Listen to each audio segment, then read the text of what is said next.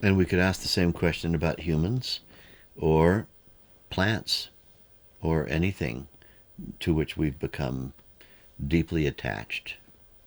I want to tell you a story that comes from the famous Indian text Mahabharata. One of the main characters of the story, one of the main protagonists, is Yudhisthira by name. Yudhisthira, at the end of a long epic story of him and his brothers at war with each other, and his cousins at war with each other, finally resolution happens and he's making a trip. This is mythology, and so we have to understand it on the level of mythos. We don't take it literally.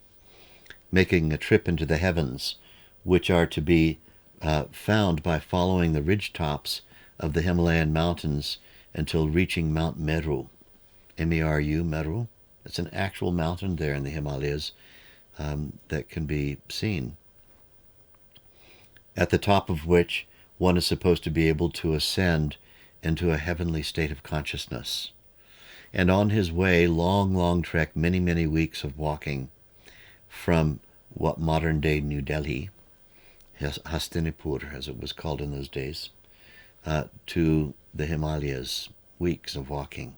Along the way, some dog comes, and the dog begins to walk alongside of him, and long story short, he befriends the dog.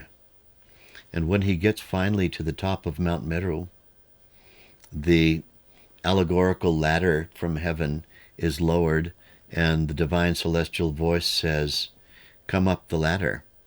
So he picks up his dog, quite a large dog, and begins to ascend the ladder. But the voice says, no dogs allowed. To which Yudhishthira protests, "But this dog is like my very self. It has accompanied me, it's been faithful, it's been loyal, it's been helpful to me. It has to be able to come with me. It's part of me." To which the voice responds, "No, sorry, no dogs, not even service animals. Sorry, no dogs." Yudhishthira says, "Then I'm not going to go to heaven, I don't care." And the voice says, "What? You're going to avoid going to the supreme place of high consciousness and complete fulfillment, filled with golden light, over a dog?" And he says, "You don't understand. This dog is as if my very self."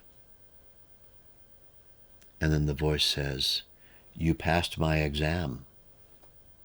It was an examination. Look at your dog now." And he looked, and the dog was a deva, a beautiful being who in fact was hidden in the story, Yudhishthira's actual father, divine father, a god by the name of Dharma. Dharma means one's personal role, one's personal duty, divine duty. The dog was his own father, the god Dharma.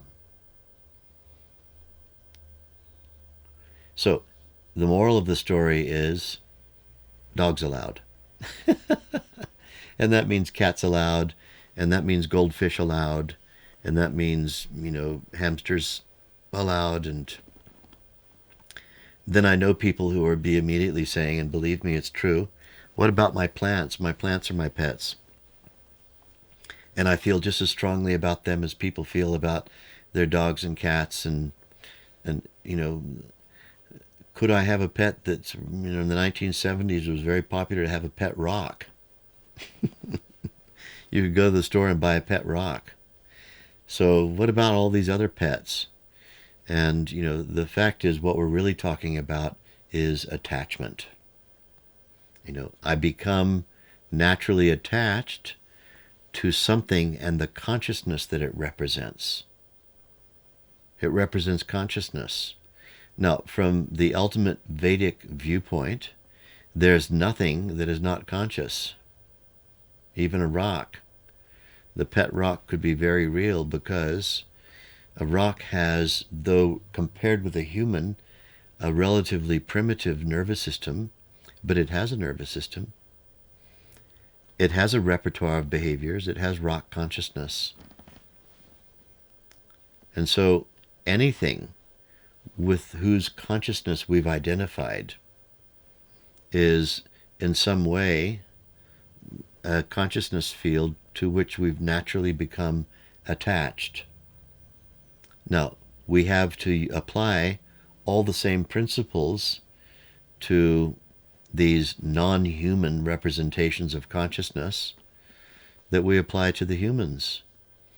And that is that consciousness is immortal.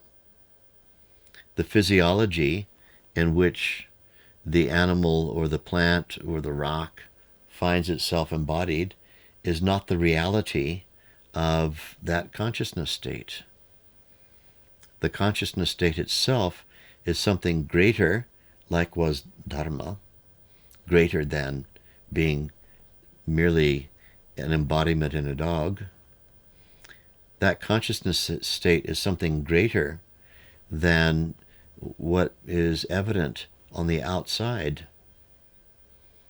And so let's discover and make real where we're on the level on which we're communing. We're communing from individuated consciousness to another individuated consciousness. We're in a relationship. And when a body dies in a relationship, it's not the death of the relationship, and it's not the death of the consciousness that was embodied in that being. Now, you can go on my podcast and listen in great detail. The Vedic Worldview is the name of my podcast. And listen in great detail all of my advice about how to grieve rapidly any kind of process of loss. And in that podcast, we find ourselves talking about human level, what we experience as quotes unquote loss, but getting into the understanding that death is not real. Death has no reality. What's real is that doesn't change, consciousness. So we need to learn how to stop relating purely on the level of these ever-dying physiologies. If we have accurate expectations, we need to know that every kind of physiology, even that of a rock, is doomed to disintegration. There's no physiology that is designed to last forever. And therefore, anytime we're exploring relatedness, we need also to be exploring, and very consciously, what we're going to do about the fact that the physiology is not going to last. The longer we postpone it, the greater the shock, because the greater the failure to have accurate expectations. And so the process of living is a process of understanding and dealing with physiological death. If we haven't mastered that, haven't thought about it, haven't come to peace with it, long before physiological death asserts itself, which always it does, then we're setting ourselves up for great suffering.